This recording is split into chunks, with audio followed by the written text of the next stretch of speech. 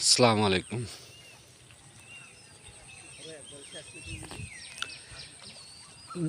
দানাদার দিতে কইছেন, দানাদার দিছাও নাকি? হ্যাঁ, কৃষকে এটা হচ্ছে আমার স্ক্রিম। কৃষকে সর্বক্ষণ যেটা যেটা লাগে, যেখানে কথা বলার দরকার ছিল হচ্ছে সরকারি যে কৃষি অফিসার আছে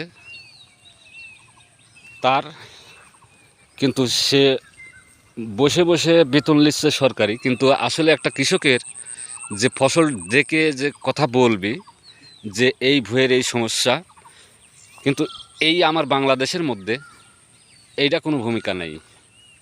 দেখেন, আমি নিজেই পানি দেই, নিজেই আবার এই প্রত্যেকটা ভূঁইয়ালাক সেই সাজেশনগুলো দিয়ে থাকি।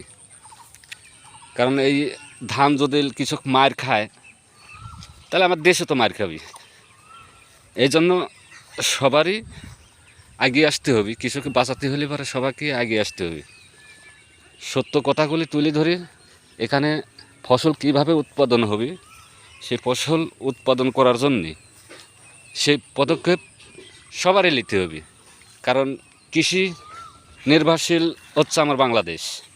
অ্যান্ড কৃষক যদি ফসল মার খায় তাহলে এখানে আর কিছু করার থাকে না। কারণ বাংলাদেশ এমনি তো গরিব দেশ।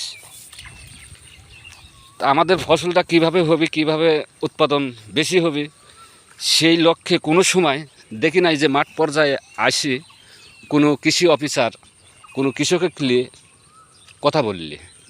তা আমি বিশেষ করে অনুরোধ করব যে ওই অফিসে বসে না থাকে, যেন কৃষি অফিসার প্রত্যেকটা কৃষি ডাক দিয়ে অবশ্যই যেন এই কথাগুলো কোন ভুঁয়ে কী লাগবে এই সাজেশনগুলো যেন সঠিকভাবে দিয়ে কৃষকের উৎপাদন বাড়ানোর লক্ষ্যে আমরা যেন কাজ করতে পারি। তো এটা হচ্ছে আমার স্ক্রিম।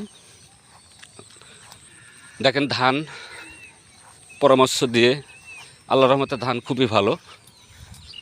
এখন তো যা যা লাগে দানাদার থেকে শুরু করে প্রত্যেকটা ভুঁইয়ের মধ্যেই আমি সেই এগুলা করছি।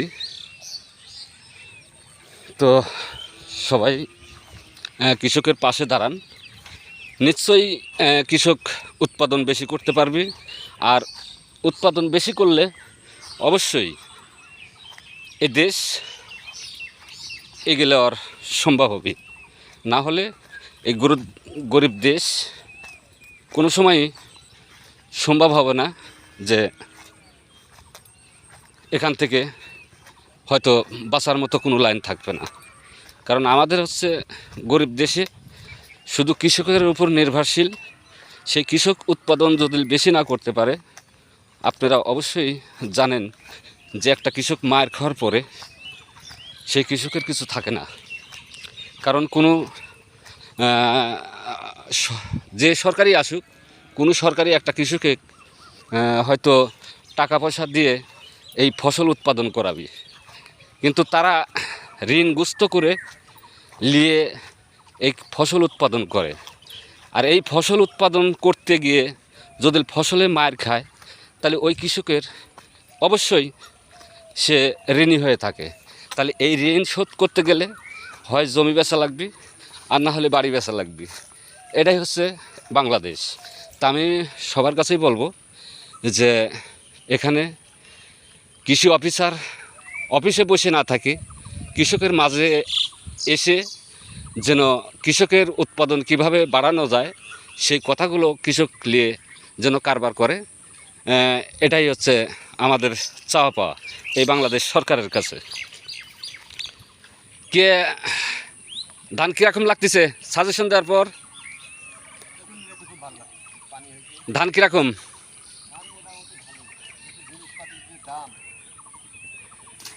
দেখেন, কৃষক বলতেছে জিনিসপাতির দাম বাড়তি হওয়ার কারণে মানে সে হিমশিম খাওয়া যাচ্ছে যে হয়তো এই ধানটা যদি সুস্থভাবে না ওঠে তাহলে ঋণগ্রস্ত হয়ে যাবে। তো আমি বাংলাদেশ সরকারের কাছে অবশ্যই আমি বলবো যেন কৃষকের উপর বেশি বেশি করে যেন তাগিদ দেয়, যেন কৃষক এখান থেকে উৎপাদন করতে পারে বেশি, আর অল্প খরচে যেন ফসলটা গড়ে তুলতে পারে, সেই লক্ষ্যে যেন বাংলাদেশ সরকার কাজ করে।